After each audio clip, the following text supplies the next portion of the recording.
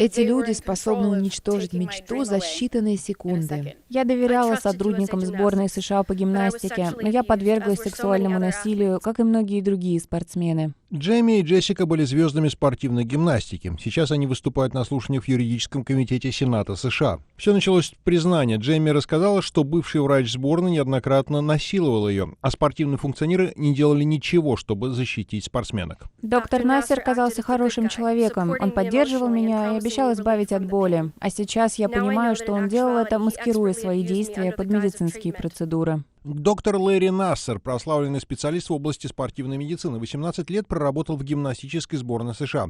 Эта фотография была сделана в 1996 году на Олимпиаде в Атланте. Джейми Деншер дала показания против Нассера, ее поддержали десятки других гимнасток. Теперь, благодаря действиям женщин, в Сенате обсуждают законопроект, цель которого — защита молодых спортсменов, которые подверглись сексуальным домогательствам. Доктор Нассер изнасиловал меня в тренировочном центре сборной в Техасе. Потом он сделал это в Калифорнии и в других городах мира. Много раз это происходило в моей комнате, в моей постели. Он делал это и в моем гостиничном номере на Олимпийских играх в Сиднее. Сейчас Нассера судят в штате Мичиган, где у него была клиника при университете штата.